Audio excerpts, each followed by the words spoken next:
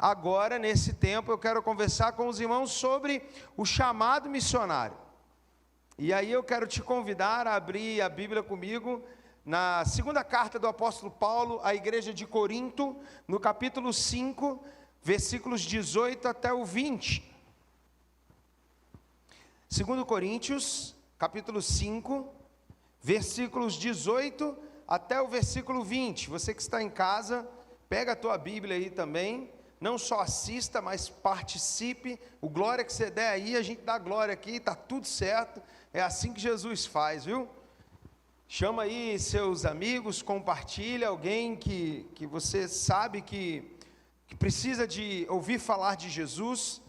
E vamos, pela graça, compartilhar do Evangelho, tá bom? 2 Coríntios capítulo 5, versículos 18 a 20, diz assim: ora, tudo provém de Deus.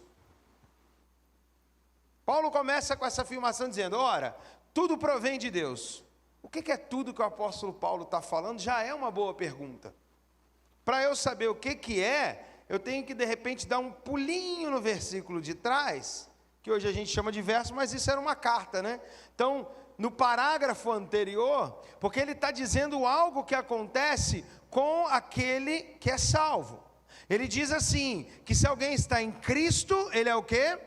Uma nova criatura. As coisas velhas ficaram para trás e foram feitas coisas novas. Aí o apóstolo Paulo diz assim, mas presta atenção, tudo isso provém de Deus, que nos reconciliou consigo mesmo por meio de Cristo e nos deu um ministério, o ministério da reconciliação. A saber, que Deus estava em Cristo, reconciliando consigo o mundo, e não imputando aos homens os seus pecados e as suas transgressões, e nos confiou a palavra da reconciliação. De sorte que nós somos embaixadores em nome de Cristo, como se Deus exortasse por nosso intermédio. Em nome de Cristo, pois, rogamos, vos reconcilieis com Deus.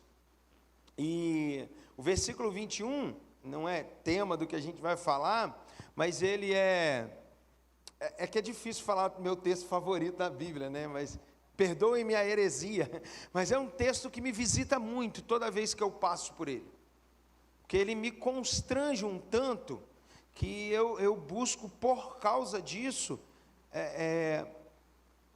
expressar Jesus, o amor de Jesus. Que o versículo 21 diz assim, que aquele que não conheceu o pecado,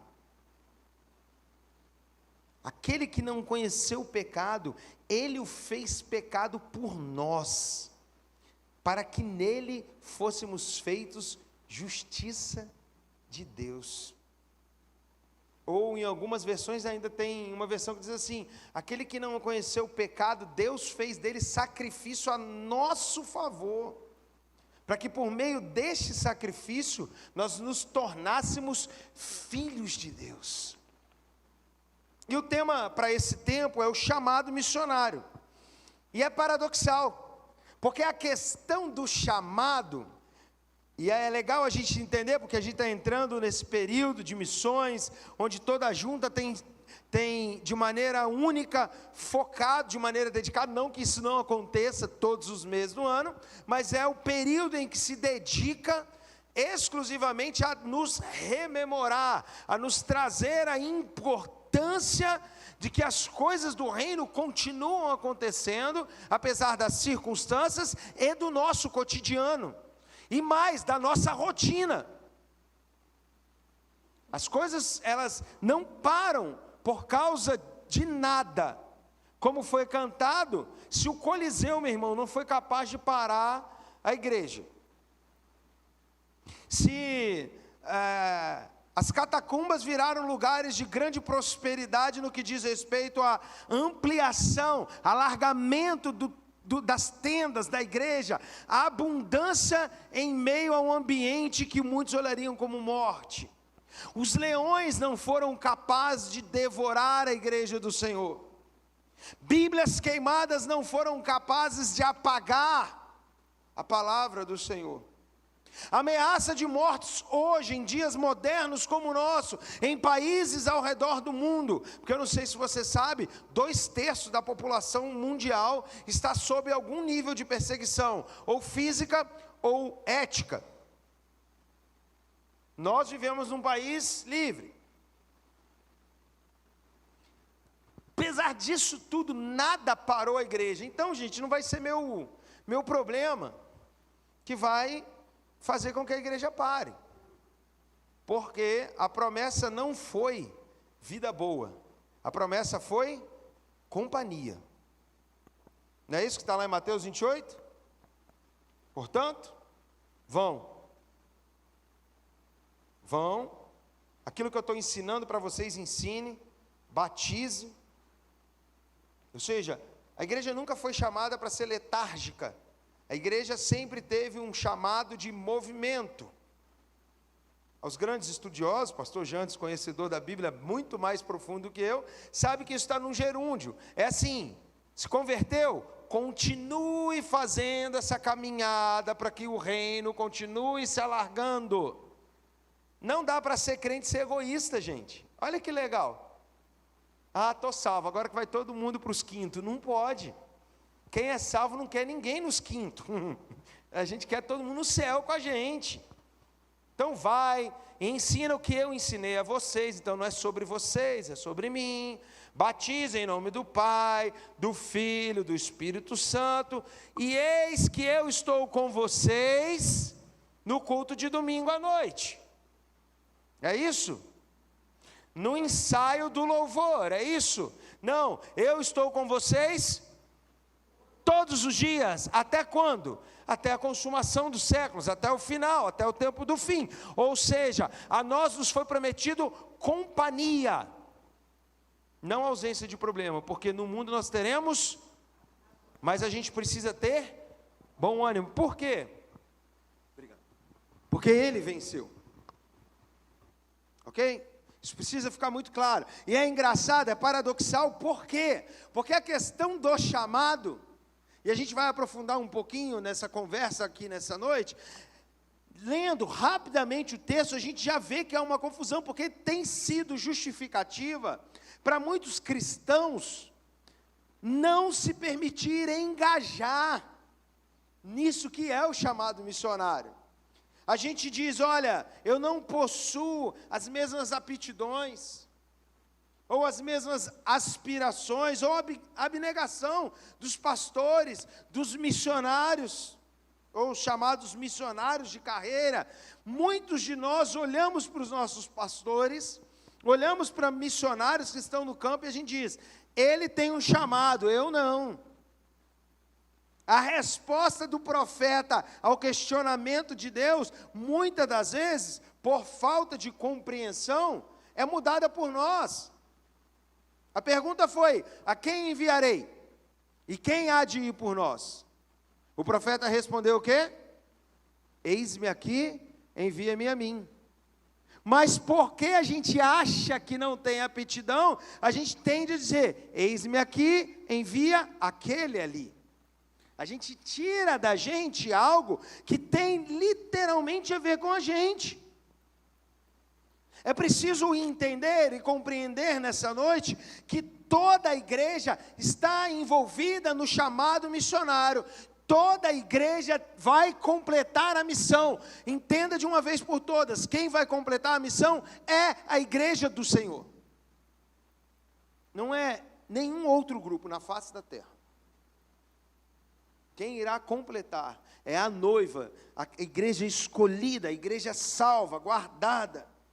Então, a gente precisa entender que todos nós temos esse chamado missionário, como o texto que nós lemos, de maneira muito clara. Talvez a gente não saiba especificamente, como eu falei no primeiro culto, e aí é um negócio que tem que, de fato, ter aula e ficar umas 3, 4 horas conversando. Mas a consciência nossa nessa noite, nesse tempo eu estou envolvido com o chamado missionário. E há 3, então, reflexões que eu quero que você guarde nessa noite, guarde nessa semana, acerca do chamado missionário. E eu estou sendo muito intencional e muito direto. aqui. Vai ser talvez mais, o primeiro encontro foi mais um sermão mesmo, claro, com o objetivo de despertamento vocacional, como Deus o fez. Eu tenho convicção que eu vou ouvir grandes coisas que Deus fará nessa semana, na vida dessa igreja. Eu tenho certeza que Deus vai me dar o privilégio de ouvir os testemunhos, mas agora eu quero ser mais incisivo. Eu quero ser mais direto, para que a gente não se esqueça. Então, a primeira coisa é, todo cristão possui um chamado. Essa verdade não pode sair do nosso coração. Olha o versículo 18. O versículo 18 diz que Deus nos reconciliou consigo mesmo e nos deu o ministério da reconciliação. Traduzindo em miúdos Ele nos salvou para que nós fôssemos instrumentos de salvação. Essa é a missão de Deus, a reconciliação com o mundo, por meio de Cristo. Então nós fomos alcançados para alcançar, transformados para levar a transformação, resgatados para ser um meio pelo qual Deus se utiliza para resgatar aqueles que estão nas garras de Satanás. Ou você acha que o texto, as portas do inferno não vão prevalecer contra a igreja do Senhor, é um texto de autoajuda? Você já viu porta andando? Alguém já encontrou? Estou fazendo um passeio à beira-rio e de repente eu vejo uma porta atravessando a rua. Eu provavelmente infartaria. Eu não sei os irmãos, mas eu acho que eu ia ter um colapso ali. Esse texto é bélico. Esse texto tem a ver com essa afirmação de que todo cristão possui um chamado. Tem a ver com essa reconciliado para reconciliar, salvos para ser um instrumento de salvação. Porta fica parada. Então, quando ele diz que as portas do inferno não prevalecerão contra a igreja do Senhor, ele está dizendo que a gente vai literalmente chegar com o pé na porta, convicto do nosso chamamento e resgatar das garras de Satanás aquelas vidas que estão perdidas, sofrendo longe da salvação. Todo cristão possui um chamado. E a partir disso, eu já trago uma inflexão, para que você tenha um tempo de meditação, e talvez em casa, porque é possível que alguém que não se envolva de maneira absoluta no projeto da salvação do mundo, teria sido mesmo salvo?